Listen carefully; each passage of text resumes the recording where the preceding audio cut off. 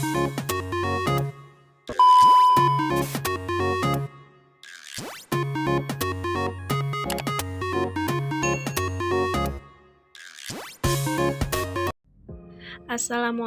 warahmatullahi wabarakatuh. Perkenalkan, nama saya Meli Agustin NPM 2011100450 dari Prodi PGMI kelas A semester 2. Kali ini saya akan memaparkan sedikit materi tentang adaptasi makhluk hidup dan seleksi alam, yaitu untuk memenuhi tugas mata kuliah konsep dasar IPA yang diampu oleh Bapak Ferdi Zulkarnain, Magister Pendidikan.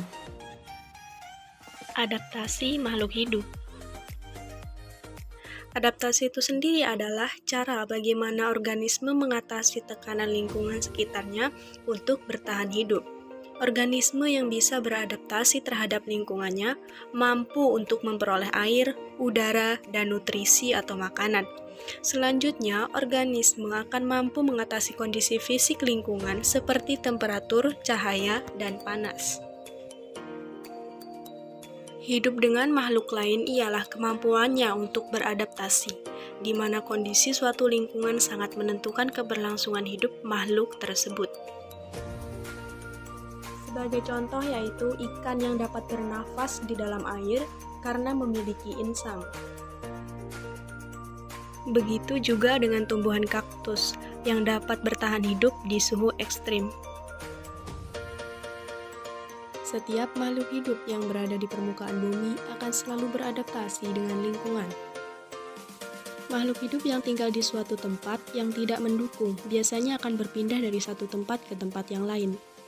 Pasalnya, apabila makhluk hidup tersebut tidak dapat menyesuaikan diri dengan baik, maka yang terjadi ialah tidak dapat bertahan hidup dalam waktu yang lama.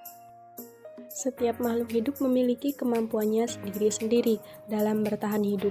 Hal ini sesuai dengan jenis serta fungsi tubuh yang dimiliki. Setiap makhluk hidup memiliki proses adaptasi yang berbeda-beda.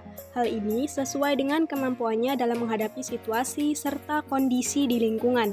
Secara umum, macam-macam adaptasi ini dapat dibedakan menjadi 3, yaitu bentuk tubuh atau morfologi, adaptasi proses metabolisme tubuh atau fisiologi, dan adaptasi perilaku atau tingkah laku.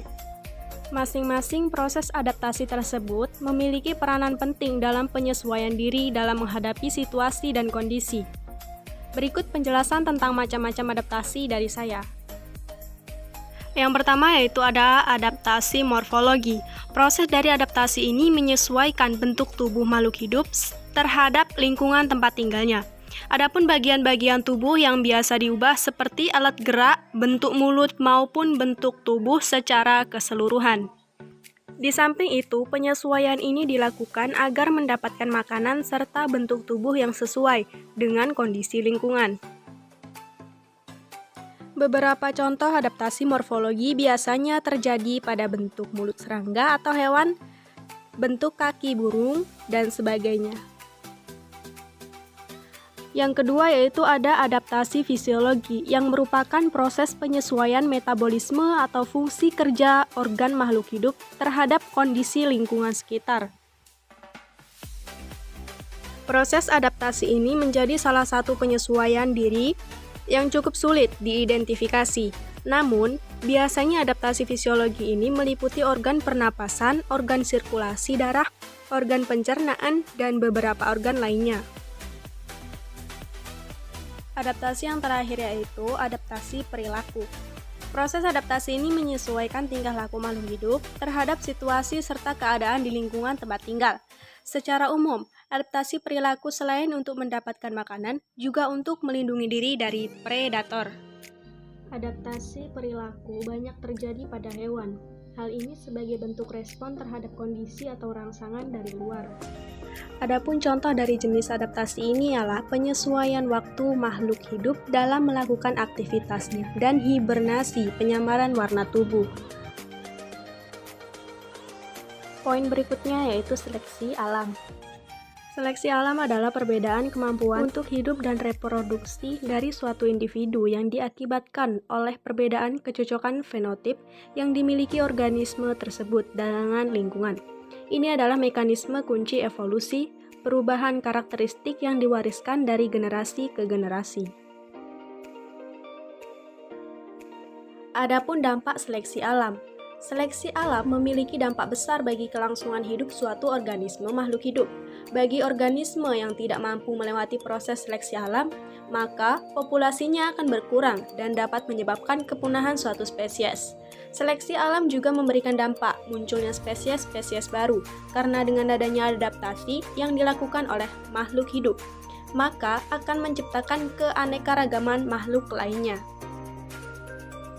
Proses seleksi alam dipengaruhi oleh berbagai faktor, yaitu antara lain yang pertama yaitu suhu. Temperatur atau suhu merupakan salah satu hal utama yang menentukan suatu organisme mampu bertahan hidup atau tidak. Adanya seleksi alam akan menuntut makhluk hidup untuk menyesuaikan dengan suhu habitatnya. Misalnya, hewan pada daerah dingin akan berbulu tebal. Yang kedua yaitu ada makanan. Ketersediaan makanan merupakan syarat makhluk hidup dapat bertahan hidup. Jika suatu organisme tidak memiliki cadangan makanan, maka akan mati kelaparan.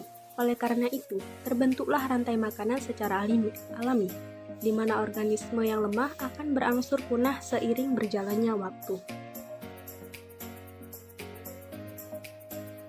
Yang ketiga ada cahaya matahari. Cahaya matahari sangat penting bagi keberlangsungan hidup organisme. Contohnya pada tumbuhan. Tumbuhan memerlukan cahaya matahari untuk fotosintesis dan menghasilkan makanan dengan bantuan cahaya matahari.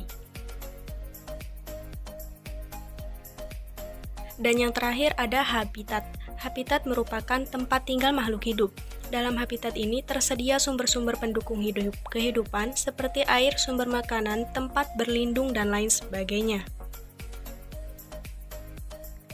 Seleksi alam menyebabkan kepunahan-kepunahan spesies dapat diakibatkan oleh ketidakmampuan menyesuaikan diri terhadap lingkungan sekitar, baik akibat faktor alami maupun akibat ulah manusia, seperti kegiatan perburuan dan alasan lainnya. Beberapa contoh hewan-hewan yang telah punah di Indonesia yaitu harimau Jawa atau Panthera tigris sondaica. Yang kedua yaitu ada harimau Bali atau Panthera tigris balica.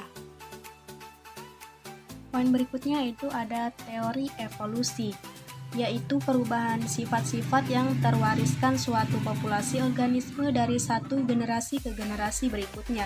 Hal tersebut terjadi karena variasi, reproduksi, dan seleksi secara kombinasi.